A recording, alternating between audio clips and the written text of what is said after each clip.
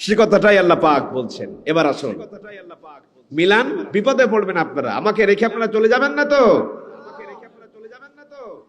বিপদে পড়তে হবে কিন্তু আপনারা উসবিস করবেন, একটু ধৈর্য সহকারে বসে থাকবেন, উসবিস শুরু হয়ে যাবে। আল্লাহ রাব্বুল আলামিন বলেন, সকল নবীকে আমি দায়িত্ব দিয়েছিলাম। আমি যখন নূহকে পাঠালাম আর বললাম, হযরত নূহ আলাইহিস সালাতু ওয়াস সালাম এবার বলছেন, লাকাদ আরসালনা নূহান ইলা কওমিহি ফাকালা ইয়া কওমি ইবুদুল্লাহা মা লাকুম মিন ইলাহিন গায়রু। আমি নূহকে পাঠালাম তার কওমকে, তিনি গিয়া তার কওমকে বললেন, হে আমার কওম, আল্লাহকে বা আল্লাহর ইবাদত করো আর ইলাহ হিসেবে তাকে মেনে নাও। তার মানে এখানে আইনদাতা হবে আল্লাহ, ইবাদত পাওয়ার যোগ্য হবে আল্লাহ। তুমি যে ইবাদত করবে ওটা আল্লাহর আইন দিয়ে ইবাদত করবে। তোমরা যে রাষ্ট্র পরিচালনা করছো ওটাই আল্লাহর ইবাদত, ওটাই আল্লাহর আইন দিয়ে চালাবে। তোমরা যে সামাজিক পরিচালনার জন্য যে নিয়ম নীতি ব্যবহার করছো ওটাই আল্লাহর আইন দিয়া চলবে। নূহ আলাইহিস সালাম তার কওমকে বললেন, কওম বলল, না না আমরা মানতে পারবো না। রব হিসেবে আল্লাহকে মেনে নিব কিন্তু ইলাহটাকে গ্রহণ করতে পারবো না। আল্লাহর আইন দিয়ে নিজেরা পরিচালিত হতে পারবো না, কিন্তু আমরা আল্লাহকে স্বীকার করব। আল্লাহ রাব্বুল আলামিন বলেন, না না না না, এটা চলবে না। আলা লাহুল খালকু ওয়াল আমর, সৃষ্টি যার, আইনও চলবে আর তার। কথা ঠিক কিনা? সাফ পরিষ্কার কথা। আল্লাহর আইন ছাড়া কোন মানুষের মতো দর্শ তৈরি করার মতো চলবে না, চলবে না। রাজি আছেন ইনশাআল্লাহ? আমার সংসদ ভবন পরিচালিত হয় মানুষের আইন দ্বারা। প্রস্তাবনা একটি, 7টি তফসিল আর 11টি ভাগ, 153টি ধারা। ডক্টর কামাল এর লেখালেখি করেছেন, তিনি তার অধীনস্থ ভাবে আমরা 72 সনটা তৈরি করলাম, 4 নভেম্বর উত্থাপন করলাম। 16 ডিসেম্বরে গিয়া সেটা একেবারেই কার্যকর হয়ে গেল। সেটা নিজেরা বসে বসে আইন তৈরি করলাম। মনে রেখো, এটা নতুন কোনো কিছু নয়, এটা সেই বাপ দাদার আমল থেকে তৈরি করা আমাদের মতবাদ।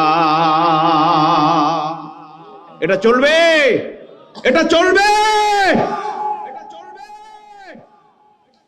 এবার যারা মানছেন তারা কি হবে? কথা বলেন না কেন? ভয় পান? যারা এই মতাদর্শে বিশ্বাসী তারা কখনো মুসলমান থাকতে পারে না। কথা ঠিক না? মানবেন কার আইন? কোরআন ছাড়া কোন মুসলমান কোন আইন গ্রহণ করতে পারে না, পারে না, পারে না। আল্লাহর আইন ভালো লাগে না, নিজের আইন মোতাবেক চলো। আর নামাজ পড়ে পড়ে বেটা হাজী সাহেব কপাল করে ফেলেছে কালো। আল্লাহ পাক বলছেন, তোমার ওই কপাল কালোকে আমি ধরবো, ধরবো তোমার ওই কপাল কালো। বিখ্যাত একটি হাদিস আমি বলতে শুনেছি, এখন বলবো ইনশাআল্লাহ, কান খাড়া করে শুনবেন। বিখ্যাত একটি হাদিস, চমৎকার একটি হাদিস বলবো, শুনতে রাজি আছেন ইনশাআল্লাহ?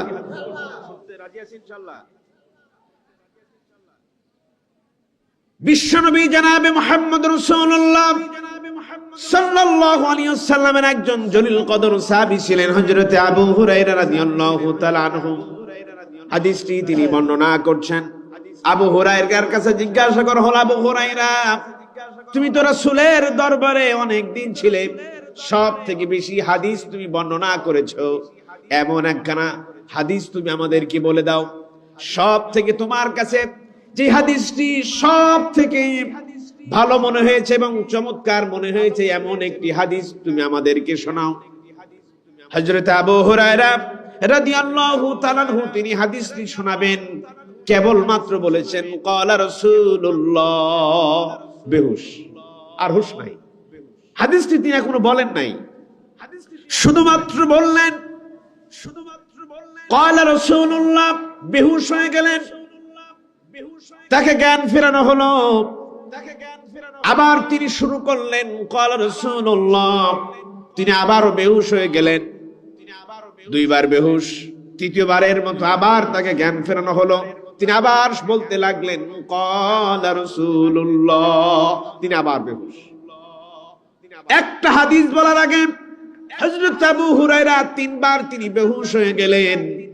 ও আমার সম্মানিত ভাইয়েরা, এবার চিন্তা করে দেখুন, একটা হাদিস বলতে গিয়া হযরত আবু হুরায়রা তিনবার জ্ঞান হারিয়ে ফেলছে। হাদিসটা কত গুরুত্বপূর্ণ। কিয়ামতের ময়দানে আল্লাহ রাব্বুল আলামিন ঠিক তাদেরকেই ধরবেন। হযরত আবু হুরায়রা এবার হাদিসটি বলবেন, সাহাবারা বললেন তাকে খুব শক্ত করে ধরো, আর যেন জ্ঞান না হারায়, তাকে খুব শক্ত করে ধরো। এবার তিনি হাদিসটা বলতে শুরু করলেন ক্বালা রাসূলুল্লাহ, তিনি বলতে লাগলেন। হযরত আবু হুরায়রা বলেন কিয়ামতের ময়দানে আল্লাহ রাব্বুল আলামিন প্রথমে ডাকবেন, আলেমকে ডাকবেন, এদিকে আসো। আলেমকে বলবেন তুমি জাহান্নামী। আলেম বলবে আল্লাহ রাব্বুল আলামিন সারা রাত ধরে মানুষদেরকে ইসলামের কথা শুনিয়েছি, কোরআনের কথা শুনিয়েছি, আজকে কেন আমারে জাহান্নামে দিতেছ?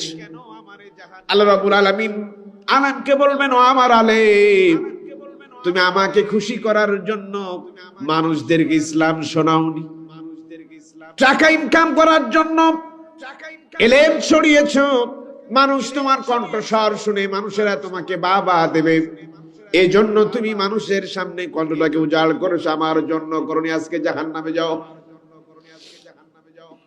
আল্লাহ রাব্বুল আলামিন শহীদদেরকে ডাকবেন, ও শহীদেরা তুমি জাহান্নামী। শহীদরা আত্মনাদ করে করে বলবে রব্বুল আলামিন আমি তো শহীদ হয়েছি, জীবন দিয়েছি, রক্ত ঝরিয়েছি। আল্লাহ পাক বলেন তোমার মনের অবস্থা এমন ছিল না, তুমি যখন ময়দানে রক্ত দিয়েছো তোমার মনে বাসনা ছিল মানুষ আমাকে শহীদ বলবে, এই উদ্দেশ্যে তুমি শহীদ হয়েছে। আল্লাহ রাব্বুল আলামিন বলেন তোমার শহীদের কোনো 4 আনা পর্যন্ত দাম নাই, জাহান্নামে চলে যাও। এরপর আল্লাহ রাব্বুল আলামিন দানশীলকে ডাকবে, ও দেনদার জাহান্নামে যাও। দানবীর তখন বলবেন রাব্বুল আলামিন সারা দিন সারা জীবন মাথার ঘাম পায়ে ফেলে পরিশ্রম করে অর্থ উপার্জন করেছি, আর তা থেকে তোমার রাস্তায় ব্যয় করেছি। আল্লাহ রাব্বুল আলামিন বলেন তোমার মনের অবস্থাটা আমি বুঝেছি, তুমি আমাকে খুশি করার জন্য দান করো নাই, তুমি দান করেছো নিজের মানুষেরা তোমাকে দানবীর বলবে, মানুষেরা তোমাকে দাতা বলবে, সে উদ্দেশ্যে তুমি দান করেছো। আমি আল্লাহ রাব্বুল আলামিন তোমার দানগুলোকে কবুল করি নাই। আলেম ধরা খেয়ে যাবে, শহীদ সেদিন ধরা খেয়ে যাবে, দানবীর সেদিন ধরা খেয়ে যাবে। এজন্য যদি আল্লাহর আইন ব্যতীত অন্য কোন মতাদর্শ যদি আমরা গ্রহণ করি আর সালাত আদায় করে যদি কপালটা ক্ষয় করে দিই, কিয়ামতের ময়দানে রব্বুল আলামিন বলবেন এই সালাত আমার দরবারে গ্রহণযোগ্য নয়। মসজিদে মেনেছো আমার আইন, আর বাহিরে গিয়া স্লোগান দিয়েছো জাতীয়ত মতবাদের স্লোগান, কমিউনিজমের স্লোগান, এই জন্য আল্লাহ রাব্বুল আলামিন তোমার কোন ইবাদত কবুল করবে না। ধরা খেয়ে যেতে হবে সেদিন ভাই, ধরা খেয়ে আল্লাহ রাব্বুল আলামিন হযরত হুদকে পাঠালেন এই কথাটাই বলার জন্য। وَإِلَى عَادٍ أَخَاهُمْ هُودًا قَالَ يَا قَوْمِ اعْبُدُوا اللَّهَ مَا لَكُمْ مِنْ إِلَٰهٍ غَيْرُهُ। তোমাদের ভাই হুদকে আমি পাঠিয়েছিলাম আদ জাতির উপরে, তিনি তার কওমকে বললেন হে আমার কওম, এক আল্লাহকে মেনে নাও, ইলাহ হিসাবে এক আল্লাহকে মেনে নাও, আল্লাহর আইনকে মেনে নাও, আর পূজা করা ছেড়ে দাও। তারা তার কথাগুলো মানলেন না। আল্লাহ রাব্বুল আলামিন বিশাল বিশাল মানুষকে আল্লাহ পাক উল্টিয়ে দিলেন, সব ধ্বংস করে দিলেন। হযরতে সালেহকে পাঠালেন, وإلى ثمود أخاهم صالحا قال يا قوم اعبدوا الله ما لكم من إله غيره তোমাদের ভাই সালেহকে পাঠিয়েছিলাম তার কওমের কাছে, তিনিও গিয়ে বললেন, হে আমার কওম, ইলাহ হিসেবে আল্লাহকে মেনে নাও আর আল্লাহর ইবাদত করো, তোমরা তোমাদের কাজগুলোকে ছেড়ে দাও। তারা অগ্রাহ্য করলেন, তার কথা মানলেন না। হযরত লূত আলাইহিস সালাতু ওয়াস সালাম তার জনপদকে বললেন, ওয়া লূতান ইয ক্বালা লিকাওমিহি আতাতুনাল ফাহিশা মা সাবাকাকুম বিহা মিন আহাদিন মিনাল আলামিন। লূত তার কওমকে বললেন, হে কওম, সব থেকে বেশি ফাহিশা কাজ তোমরা করছো।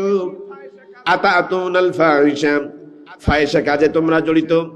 সাবাকাকুম বিহা মিন আহাদিন মিনাল আলামিন, তোমরা যে কাজগুলো করতেছো শুধু একটা সৃষ্টি বা একটা জাতি আজ এই বিশ্বে কোন তোমাদের মতো এত খারাপ কাজ কেউ আর করেনি। ছেলেতে তোমাদের সমকামিতা, ছেলে তোমাদের বিবাহ, শুধুমাত্র এই তোমরাই জাতি যা আগে কখনো কেউ করেনি।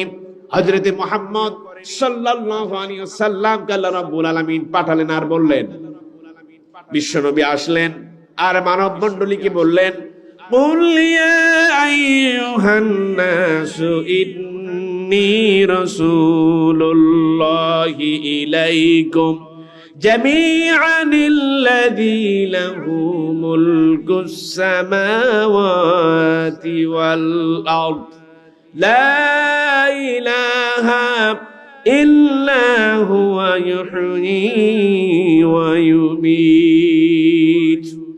আল্লাহ রাসূল বললেন, কুল ইয়া আইয়ুহান নাস, হে মানব মণ্ডলী, ইন্নী রাসূলুল্লাহ, আমি নিশ্চয় আমি আল্লাহ রাসূল, ইলাইকুম জামিআনিল্লাযী লাহু মুলকুস সামাওয়াতি ওয়াল আরদ, এই পৃথিবীতে তোমরা যা কিছু দেখতে পাচ্ছ সব কিছু আল্লাহর।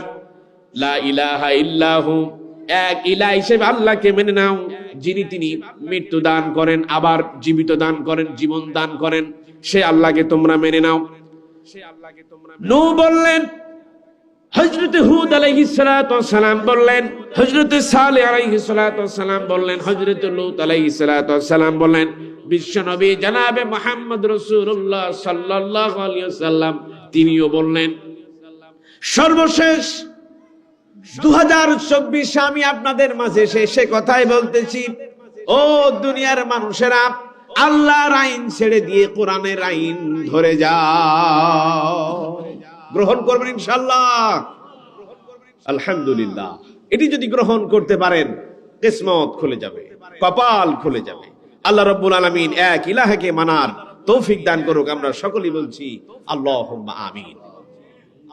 সম্মানিত উপস্থিতি, এটি হচ্ছে প্রথম কথা। ইলাহের প্রথম কথা হচ্ছে, প্রথম জ্ঞান হচ্ছে ইলাহ। মহান আল্লাহ রাব্বুল আলামিন জ্ঞানের উৎস, শিক্ষার উৎস কোথায়? এরপর আল্লাহ পাক বলছেন, قال إنما العلم عند الله وأبلغكم ما أرسلت به ولكنكم قوما تجهلون। আল্লাহ রাব্বুল আলামিন বলেন, قال إنما العلم عند الله, শুধুমাত্র ইলম থাকে আল্লাহ রাব্বুল আলামিনের কাছে। ওয়া উবাল্লিগুকুম মা উরসিলতু বিহি, ইলম তো তার কাছে আছে, আমার কাছে যা পৌঁছে দেওয়া হয়েছে। রাসূল বলেন, ওয়ালাকিন ইয়ারাকুম কওমান তাজহালুন, আমার কাছে যা পৌঁছে দেওয়া হয়েছে আমি তোমাদের কাছে তা পৌঁছে দিচ্ছি। রব্বুল আলামিন এই ইলমটা দিয়েছিল শুধুমাত্র মানুষের কাছে। হযরত আদম আলাইহিস সালাতু ওয়াস সালাম কাছে ইলমটা দিয়েছিলেন। সর্বপ্রথম ইলম দিয়েছিলেন হযরত আদমকে জন্য, তার অনেক সম্মান। কুল হাল ইয়াস্তাবিল্লাযীনা ইয়ালামুনা ওয়াল্লাযীনা লা ইয়ালামুন, যারা জানে আর যারা জানে না, এরা কখনো সমান হতে পারে না। আল্লাহ রাব্বুল আলামিন আদমকে শিক্ষা দিলেন, এটার নাম নিম গাছ, এটা দিয়েই হয়, এই ফল ধরলে খেলে মানুষের উপকার হয়। সবকিছু শিক্ষা দিলেন আর বললেন ওয়াল্লামা আদামাল আসমা কুল্লাহা আরদাহুম, আমি আদমকে সর্বোপরি শিক্ষা দিয়া দিলাম, এই দিয়েই হয়। তাকে শিক্ষা দিলাম সৃষ্টির, কোরআন হচ্ছে মূল উৎস। জ্ঞান যদি নিতে হয় এই কোরআন থেকে তোমরা জ্ঞান নিবে, এই কোরআন থেকে তোমরা শিক্ষা গ্রহণ করবে। এই কোরআনটাই হচ্ছে জ্ঞানের মূল উৎস। কোরআনে ছাড়া যদি অন্য কোনো জ্ঞান তোমরা গ্রহণ করো ওটি মিথ্যা। কোরআন হচ্ছে সত্য জ্ঞানের উৎস। আল্লাহ রাব্বুল আলামিন বলেন এখানে তোমাদেরকে সৃষ্টি তত্ত্ব দিলাম, সৃষ্টি তত্ত্ব দিলাম, মহাকর্ষ দিলাম, তোমাদেরকে জ্যোতির্বিদ্যা দিলাম, মধ্যাকর্ষণ শক্তি দিলাম, পদার্থ বিদ্যা দিলাম, চিকিৎসা বিদ্যা দিলাম, ম্যাথ দিলাম, এখানে তোমাদেরকে ইতিহাস বিদ্যা দিলাম। তোমরা যা ইচ্ছা তা গ্রহণ করে নাও। এই জন্য এলেম শিখতে হবে কোরআন থেকে। কোত্থেকে এলেম শিখতে হবে? কোরআন থেকে। আল্লাহ রাব্বুল আলামিন বলেন কিভাবে তোমরা সৃষ্টি হলে, এবার কোরআন থেকে তো তোমরা জেনে নাও তোমাদের সৃষ্টিটা কোথায়। আল্লাহ পাক বলেন ইন্না খালাকনাল ইনসানা মিন নুতফাতিন আমশাজ নাবতালিহি ফাজআলনাহু সামিআন বাসীরা। আমি মানুষকে সৃষ্টি করেছি মিলিত শুক্রাণু থেকে, শুক্রবিন্দু থেকে আমি মানুষকে সৃষ্টি করেছি। মায়ের বক্ষপিঞ্জর আর পিতার পৃষ্ঠদেশ থেকে সবেগে নির্গত মায়ের জরাইতে আমি শুক্রাণুকে মিলিত করলাম, আর তা থেকে তোমাদেরকে সৃষ্টি করলাম যাতে করে আমি তোমাদেরকে পরীক্ষা করতে পারি। সামিআম বাসীরা, তোমাদেরকে দেখার শক্তি দিলাম আর তোমাদেরকে শোনার শক্তি দিয়া দিলাম। এই আয়াত দিয়ে রব্বুল আলামিন আমাদেরকে সৃষ্টি তত্ত্ব সম্পর্কে জানাচ্ছেন। আল্লাহ রব্বুল আলামিন এবার মহাকাশ সম্পর্কে জানাচ্ছেন, কসমোলজি যেটাকে বলা হয়। আল্লাহ পাক বলছেন আওয়ালাম ইয়ারাল্লাযীনা কাফারু আন্নাস সামাওয়াতি ওয়াল আরদ কানাতা রাতকান ফাফাতাকনাহুমা। এই পৃথিবী এক জায়গায় লেগেছিল, আমি এটাকে আলাদা করে দিয়েছি, তোমরা কি দেখো না? আমি আলাদা করে দিলাম আর তা থেকে বিস্তীর্ণ করে দিলাম। এই আয়াতটি যখন নাজিল হয়েছিল 1450 বছর আগে, মানুষের এখন গবেষণা করে 1973 সনে গবেষণা করে দেখা যাচ্ছে যে সত্যি সত্যি মহাকাশ এক জায়গায় লেগেছিল, একই মিশেছিল। আল্লাহ রাব্বুল আলামিনের হুকুমে তা আলাদা আলাদা করে দিয়েছে। দুইজন বিজ্ঞানী গবেষণা করে তাদেরকে নোবেল দেওয়া হলো। আজ মুসলমানেরা কথাটা শুনতেই চায় না, ভালো লাগে না। আল্লাহ রাব্বুল আলামিন বলছেন আকাশের দিকে তাকাও, আমি কিভাবে সেটাকে জ্যোতির্বিদ্যায় সিস্টেম করে রেখেছি। যদি জ্যোতির্বিদ্যা চাও তোমরা জ্যোতির্বিদ্যা পাবে। আল্লাহ পাক বলছেন ওয়া হুয়াল্লাযী খালাকাল লাইলা ওয়ান নাহারা والشمس والقمر كل في فلك يسبحون। আর তিনি রাত সৃষ্টি করেছেন, দিন, সূর্য, চন্দ্র সৃষ্টি করেছেন, আর সবাই নিজ নিজ কক্ষপথে ঘুরছে। সূর্য তার কক্ষপথে ঘোরে, পৃথিবী তার কক্ষপথে ঘোরে। মহান আল্লাহ রাব্বুল আলামিন বলেন আমি এমন একটি আকর্ষণ শক্তি তৈরি করে দিলাম তোমরা হেলে যাও না। আকর্ষণ শক্তি দিলাম, এই আকর্ষণ শক্তিটা তোমাদেরকে হেলে যায় না। একটা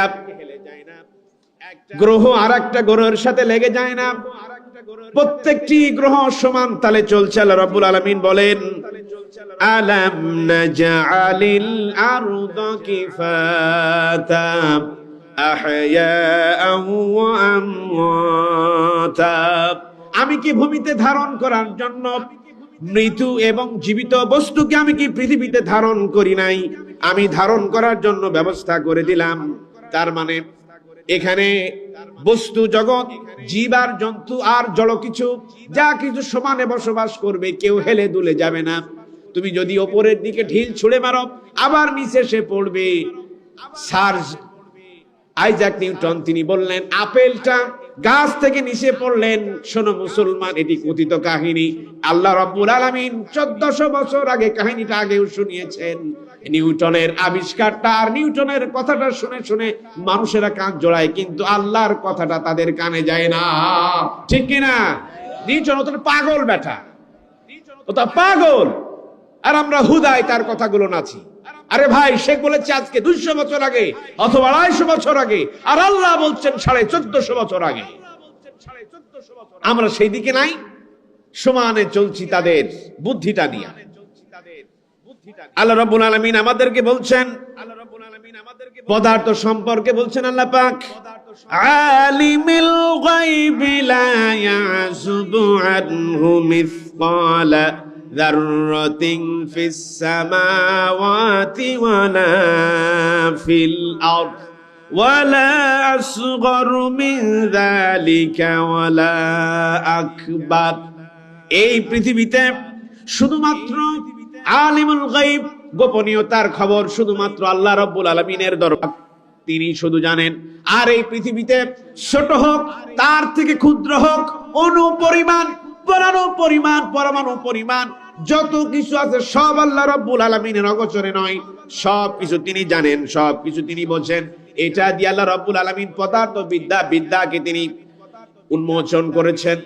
মানুষেরা রসায়ন শিখিয়েছেন। তোমার গায়ে পছন্দ ধরেছে, তোমার গায়ে চুলকানি হয়েছে, মলম লাগিয়ে চুলকানিটা ভালো করা যায়। তোমার গায়ে আগুন ধরেছে, আগুনে হাত পুড়ে গেছে, চামড়ার উপরে আগুনটা লেগে গেল, চামড়া ঝলসে গেল। এটাকে ঠিক করার জন্য রব্বুল আলামিন বলেন, ওয়াল আরদা বাদা যালিকা দাহাহা আখরাজা মিনহা মাআহা ওয়া মারআহা। তিনি জমিনকে বিস্তৃত করেছেন, তার ভিতর থেকে তিনি বের করে আনেন পানি ও তৃণভূমি। তিনি পানি বের করে আনেন আর তৃণভূমি বের করে আনেন। আল্লাহ রাব্বুল আলামিন এ কথায় তিনি জানান দিলেন, এমন কতগুলো জিনিস আছে যা মানুষকে আরামদায়ক করে দেয়, যা মানুষের প্রতিষেধক করে দেয়। আমরা জানি হযরত ইব্রাহিম আলাইহিস সালাতু ওয়াস সালামকে আগুনে নিক্ষেপ করা হলো। আল্লাহ রাব্বুল আলামিন আগুনকে বললেন, কুলনা ইয়া নারু কুনি বারদাও ওয়া সালামান আলা ইব্রাহিম। হে আগুন, আমার ইব্রাহিমের জন্য শান্ত হয়ে যাও, বারদাও ওয়া সালামান, আরামদায়ক এবং শান্তিময় হয়ে যাও। এই যে বারদান শব্দটি ব্যবহার করতে করতে আজকে বিজ্ঞানীরা মাথার চুলগুলো খুলে ফেলছেন। এটি হচ্ছে রসায়নের প্রথম কথা।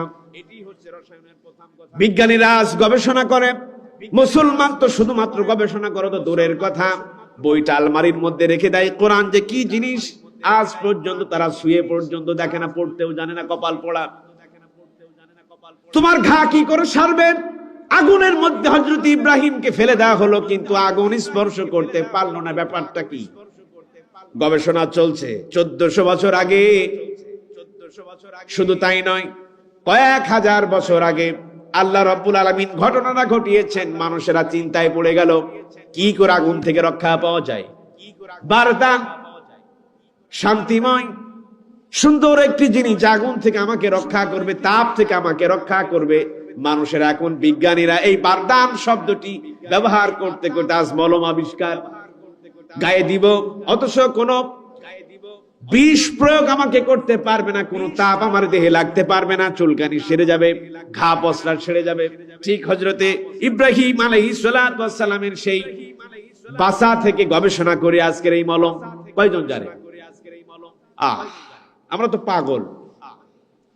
আমি আগেই বলেছি, কোরআন সবার জন্য ভালো লাগবে না। এখনো যা বলেছি কোরআন থেকে একটা বাইরে কথা বলেছি? কার থেকে বলছি? কোরআনই তো শোনাচ্ছি। অনেকেরই ভালো লাগবে না, অনেকেরই চলে গেছেন, আমি দেখতে পাচ্ছি চলে গেছেন। আপনাদের জন্য বেখবর আল্লাহর দরবারে অপেক্ষা করছে 100%। আমি আগেই বলেছি আমাকে রেখে যাবেন না। আপনাদের জন্য বেখবর আল্লাহর দরবারে। শুনবেন? আচ্ছা, আল্লাহ পাক বলছেন, এবার ইমানটা মাপেন, কার কত ইমান এবার মাপবেন।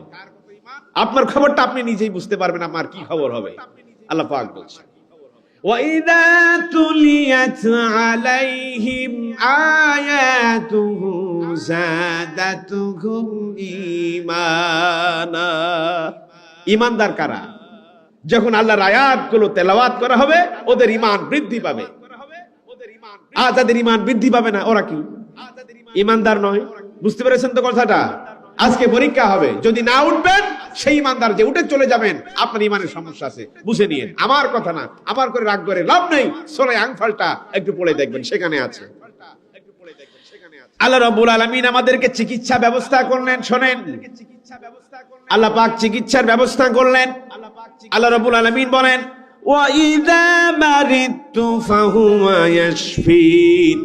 ও দুনিয়ার মানুষ, তুমি যখন অসুস্থ হও আমি তোমারে শিফা দিয়া দিই, আমি তোমারে সুস্থতা দান করে দিই। আল্লাহ রাব্বুল আলামিন বলেন, ওয়া নুনাজ্জিলু মিনাল কুরআনি মা হুয়া শিফাউ ওয়া রাহমাতুল লিল মুমিনিন। কোরআনে এমন কিছু বিষয় আমি নাযিল করেছি যা তোমাদের জন্য শিফা।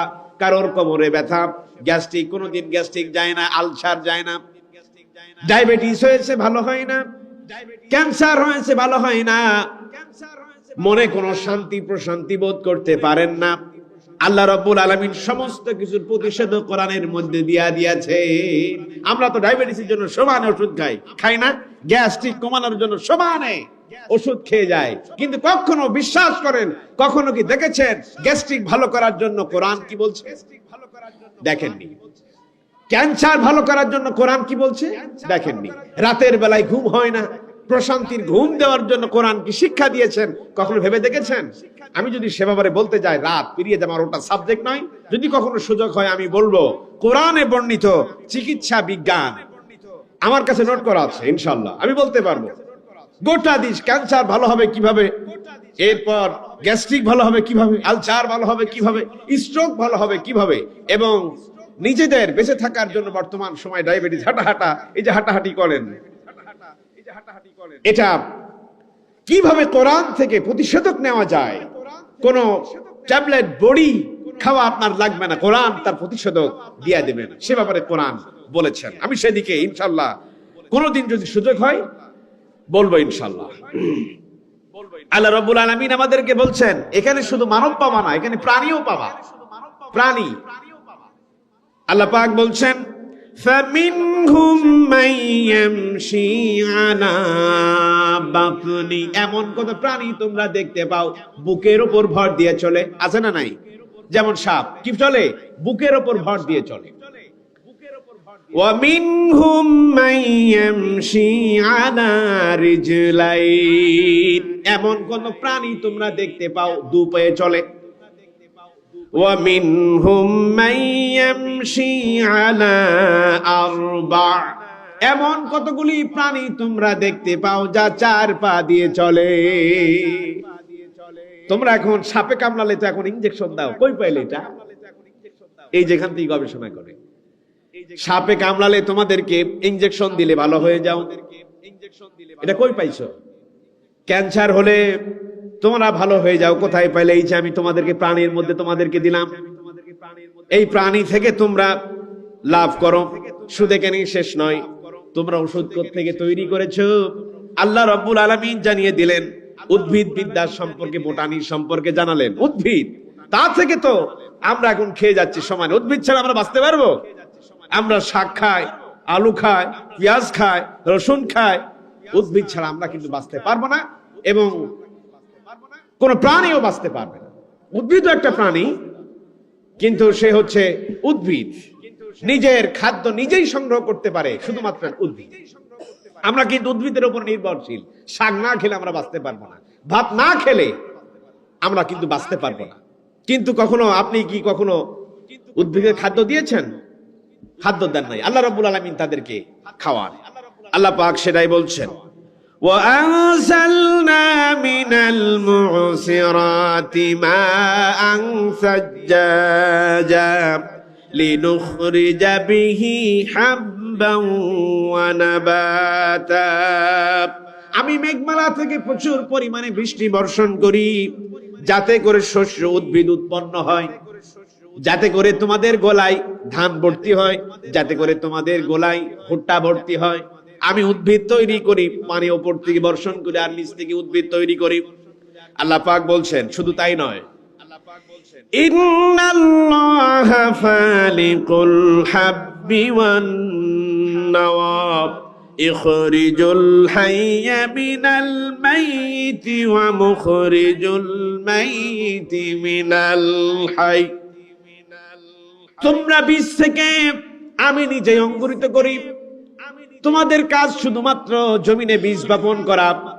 বাড়িতে আসলে নাকে তেল দিয়া ঘুমালে, ভুট্টা লাগিয়েছো, গম বুনেছো, শাক বুনেছো, পাটের বীজ তুমি বুনেছো, কোন ফসলের জন্য শুধুমাত্র মাটিতে বীজটা রেখে এসেছো, তোমার কাজ শেষ।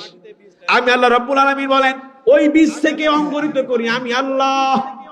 এই শক্তি কোন স্রষ্টার হাতে নেই। আমি আল্লাহ রাব্বুল আলামিন বীজ থেকে অঙ্কুরিত করলাম, গাছে পরিণত করলাম, আর ওই গাছে আমি 7টা ডাল দিয়া দিলাম। 7টা ডালে 100টি করে ধান আমি তোমার গোলায় 7টি ধান দিয়া দিলাম।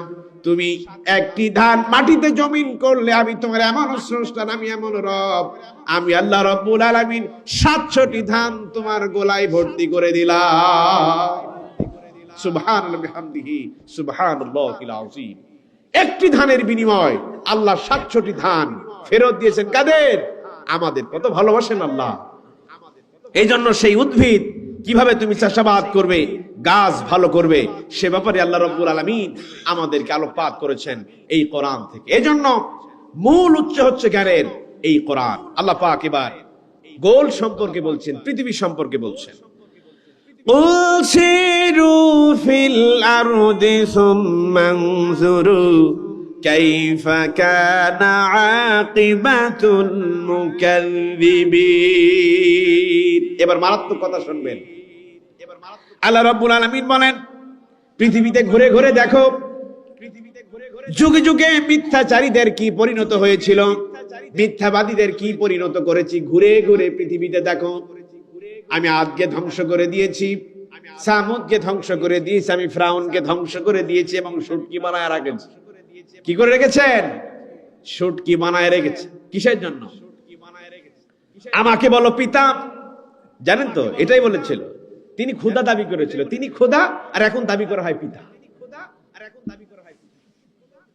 একটা কথা, শুধু একটু মোটিভেশন চেঞ্জ হয়েছে, কতগুলো উদ্দেশ্য কিন্তু এক, কথা আলাদা।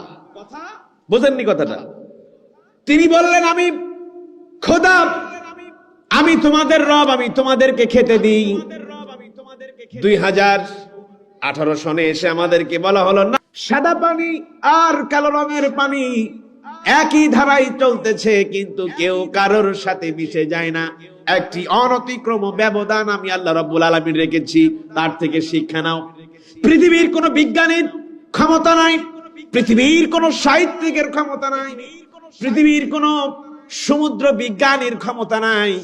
আমি আল্লাহ রাব্বুল আলামিন এমন বিজ্ঞানী, যা পানি উভয় চলছে, নোনা পানি মিষ্ট পানির সাথে মিশে যায় না, মিষ্ট পানি লোনা পানির সাথে মিশে যায় না, সাদা পানি কালো পানির সাথে মিশে যায় না, কিন্তু মাঝখান দিয়ে স্রোত প্রবাহিত। এই যে এই অনতিক্রম ব্যবধান শুধুমাত্র কেবলমাত্র আল্লাহ রাব্বুল আলামিন নিজে রেখেছেন। মহান আল্লাহ পাক বলছেন তার থেকে শিক্ষা নাও, তোমার আল্লাহ ছাড়া এটা কারোর পক্ষে সম্ভব নয়। এই কোরআনে শুধুমাত্র যে আল্লাহর অস্তিত্বের কথাই বলেছেন তা নয়, আল্লাহর অস্তিত্বকে বোঝাতে গিয়ে গণিত তিনি প্রকাশ করেছেন। আল্লাহ পাক গণিত বিদ্যা সম্পর্কে বলছেন, فلا تعجل عليهم إنما نعد لهم عدا।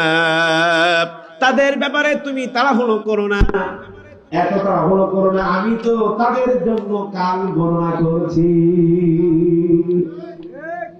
আপনার কথা আবু জেহেল করেছিল, ও পার পায় নাই। তুমিও আল্লাহ পাক কি কাল গণনা করছেন, বান্দা আমি যে কৌশল করেছি ওটা তো তুমি জানো না, ঠিক কায়দা মতো আমি তাকে গ্রেফতার করি। কাল গণনা, এখন এই কাল গণনা এখন তো 1-2 করে গুনতে হয়। কোরআন একটি সিস্টেমেটিক্যালি ওয়েতে চলে। কোরআনের একটি ভাগ আছে, সেই ভাগটা কত সংখ্যার আল্লাহ পাক বলছেন কোরআনে একটি সূত্র আছে, লুকিয়ে আছে। আল্লাহ পাক বলছেন আলাইহা তিসআতা আশার, 19 সংখ্যার উপরে তা বিদ্যমান। এটির উপরে 19 সংখ্যাটা, এটি দিয়ে আল্লাহ রাব্বুল আলামিন কোরআনুল কারীমটাকে সাজিয়েছেন। 19 জন হচ্ছেন, থাকবেন ওই যে জাহান্নামের দারওয়ান হিসেবে থাকবে, এটি হচ্ছে 19। বিসমিল্লাহির রহমানির রহিম লিখতে গেলে সংখ্যা লাগে 19। আল্লাহর নাম এসেছে 133 বার, এটাকে 19 দিয়ে ভাগ করা যায়। আল্লাহ শব্দটি ব্যবহার হয়েছে 2689 বার, সেটিও 19 দিয়ে ভাগ করা যায়। সূরা আলাকে আয়াত সংখ্যা 19, শব্দ সংখ্যা 285, এটিও 19 দিয়ে ভাগ করা যায়। রাসূল শব্দটি এসেছে 513 বার, তবুও 19 দিয়ে ভাগ করা যায়। এভাবে অনেকগুলো আছে, আমার কাছে নোট আছে, বলতে গেলে আমি সময় পাবো না।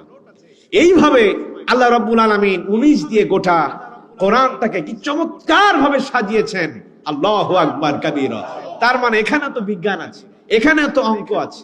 আপনি সূরা নিসা যদি পড়ে থাকেন, সেখানে অঙ্ক না শিখলে আপনি পারবেন না। আল্লাহ পাক সেখানে অঙ্ক শিখিয়েছেন।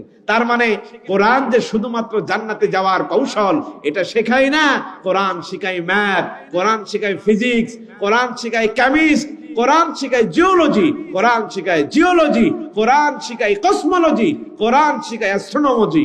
এই সব কোরআনে আছে। তিবিয়ান লিকুল্লি শাই, কোরআন সব ব্যাপারে খুলে খুলে আল্লাহ পাক বর্ণনা করে দিয়েছেন। আল্লাহু আকবার কাবীর।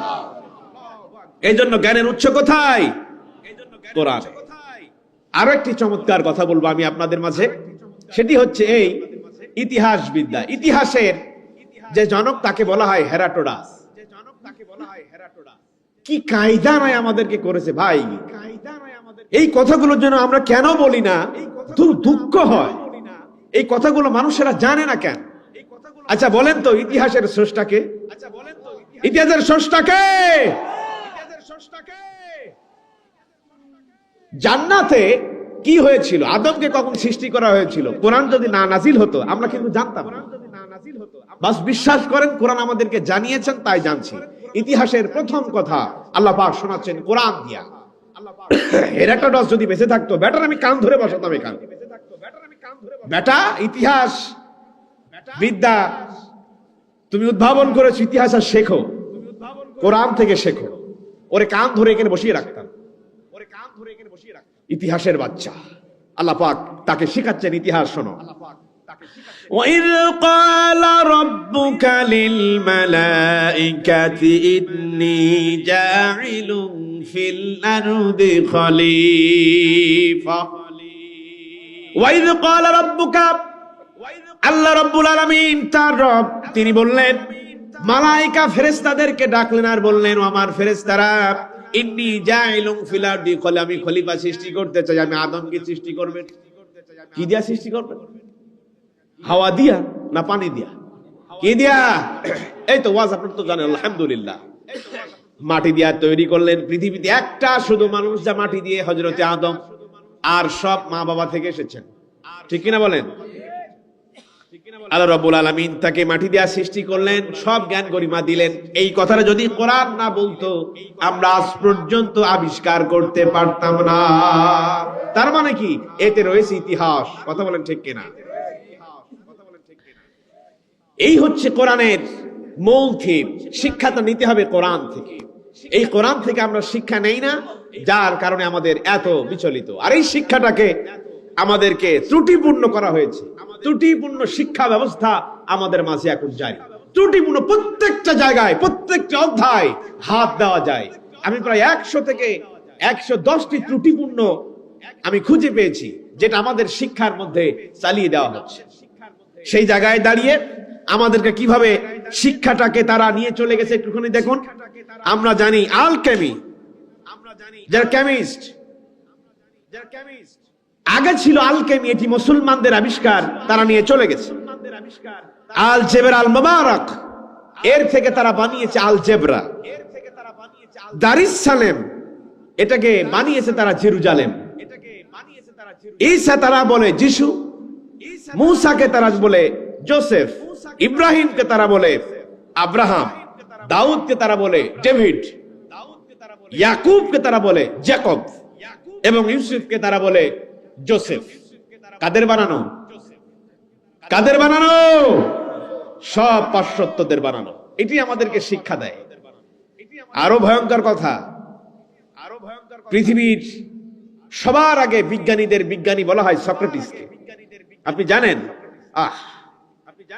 মানুষটির জীবনী পড়তে গিয়ে আমার চোখ দিয়ে পানি বের হয়েছে। আমরা কেন এই কথাগুলো জানি না ভাই? সক্রেটিস একজন মুসলমান, সক্রেটিস একজন মুসলমান, সক্রেটিস একজন মুসলমান। খ্রিস্টান বলে যে ব্যক্তি চালিয়ে দিবে তার জিহ্বাটাকে আমি কেটে ফেলতে চাই। তিনি খ্রিস্টান নয়, তিনি একজন মুসলমান। তাওহীদের কথা বলতে গিয়েই তাকে বিষ পান করে হত্যা করা হয়েছিল। তাওহীদের কথা বলতে গিয়েই ইমামে আবু হানিফাকে বিষ পান করে হত্যা করা হয়েছিল। তাওহীদের কথা বলতে গিয়া আমার কলিজার ধন আল্লামা সাঈদীকেও তারা বিষ পান করে বিষ প্রয়োগ করে তাকে মারা হয়েছে। কথা ঠিক কিনা?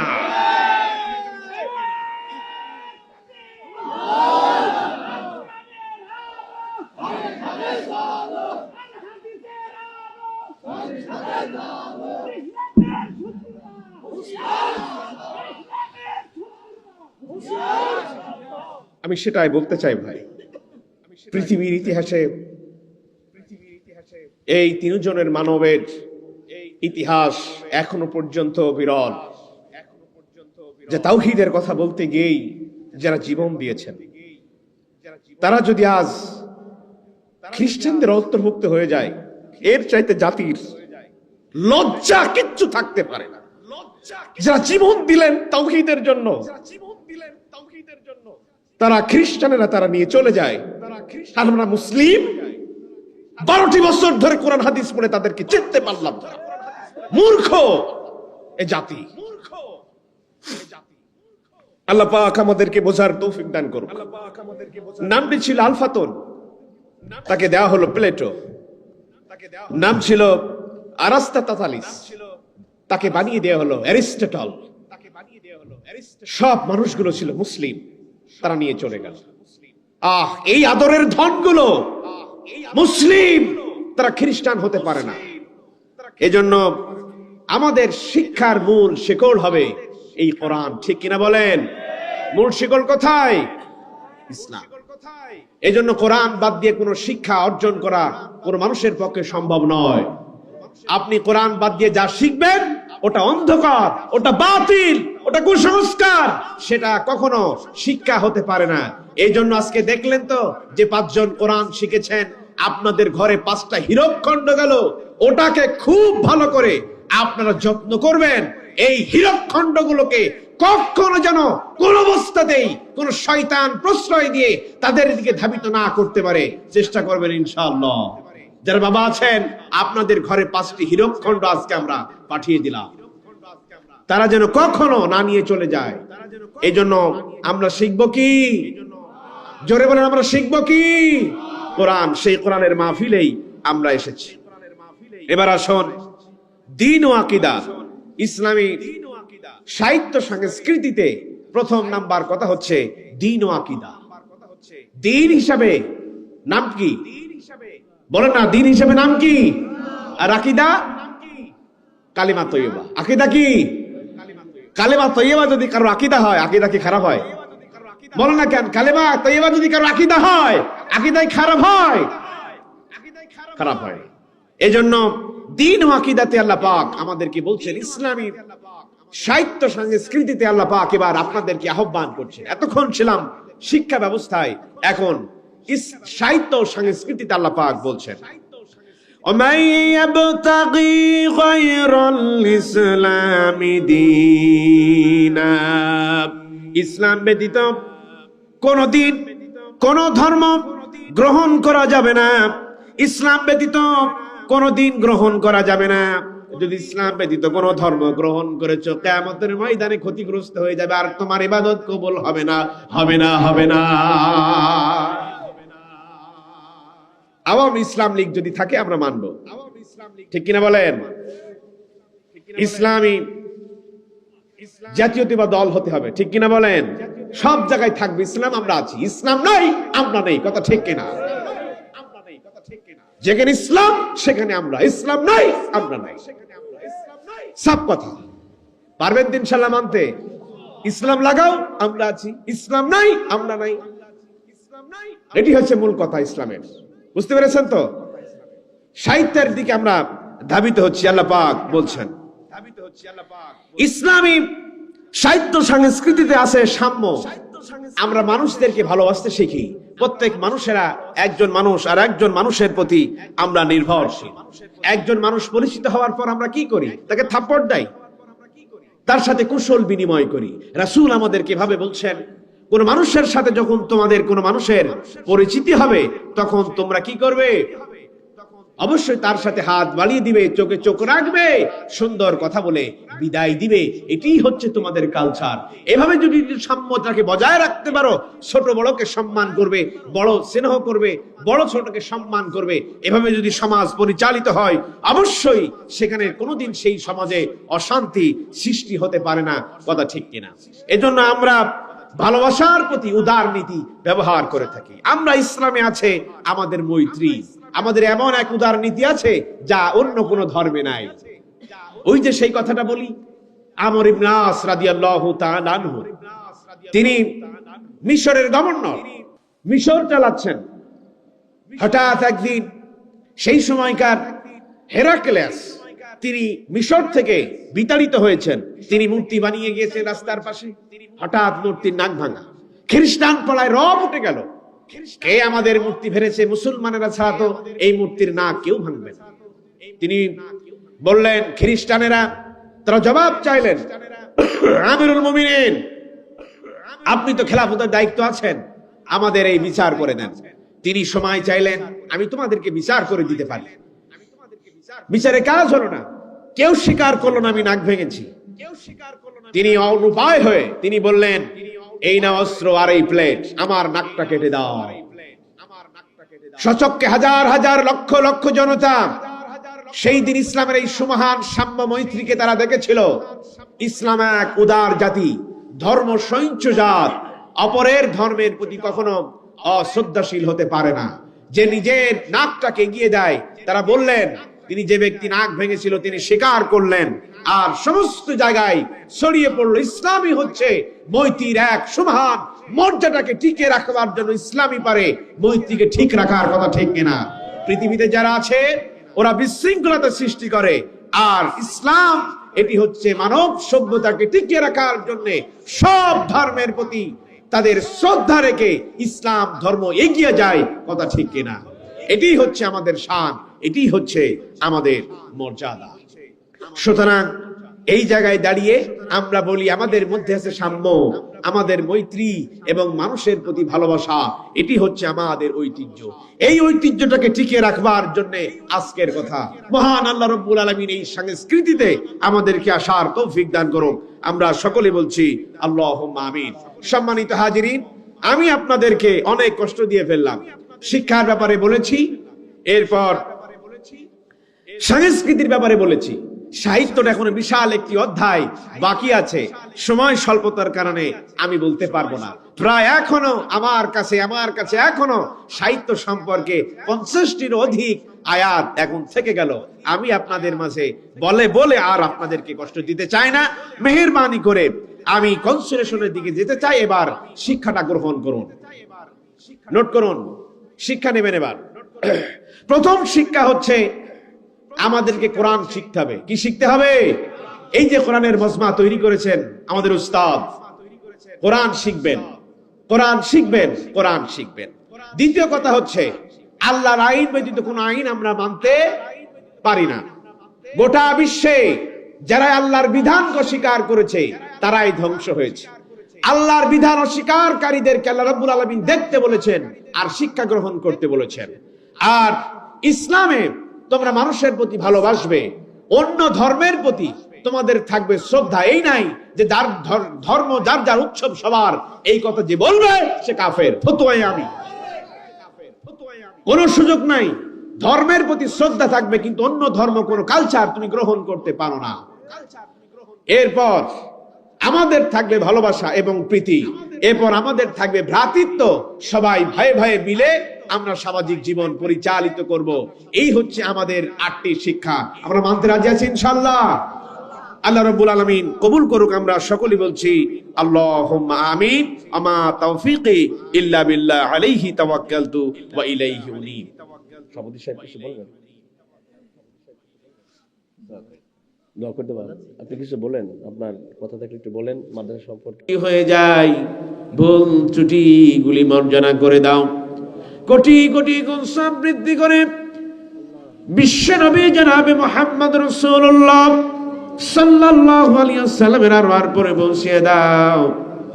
রব্বুল আলামিন অনেক কষ্ট করে এই মাহফিলের বাস্তবায়ন যিনি করলেন, যারা করলেন, মাদ্রাসার পরিচালক, সহকারী পরিচালক, শিক্ষক শিক্ষিকা, মাদ্রাসার মুতাআল্লিম এবং গ্রামবাসীরা যারা সাহায্য করেছেন, সহযোগিতা করেছেন, কেউ অর্থ দিয়ে, কেউ বুদ্ধি দিয়ে, কেউ শ্রম দিয়ে, রব্বুল আলামিন সবার সহযোগিতা তুমি কবুল আর মঞ্জুর করে নাও। আল্লাহ তাআলা যাদের অর্থে এই বাগান সাজলো, কোরআনের এই বাগান তৈরি হলো, কোরআনের এই কারখানা তৈরি হয়ে গেল, এখানে যারা ইলম শিখতেছেন, কোরআন শিখছেন, রব্বুল আলামিন সবাইকে তুমি ইসলামের দাগী হিসাবে কবুল করে নাও। প্রত্যেকেই তুমি হক্কানি আলেম হিসাবে তুমি কবুল করে নাও।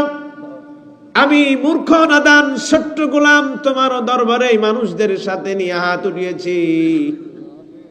রব্বুল আলামিন যখন মানুষেরা ঘুমিয়ে থাকার এই ছোট্ট সোনামানিকেরা উঠে তোমার কালাম পাঠ করে, রব্বুল আলামিন তাদের হৃদয়টাকে তুমি সহজ করে দাও, বড় করে দাও, যাতে করে কোরআনটাকে তারা বুকে ধারণ করতে পারে আর তোমাকে খুশি করতে পারে। তুমি তৌফিক দান করে দিও রব্বুল আলামিন। মাদ্রাসার মুতাআল্লিম সাহেব এবং যারা এই কাজে নিয়োজিত সকল শিক্ষক ছাত্রকে তুমি কবুল করে নাও, সব সহযোগী তুমি কবুল করে নাও।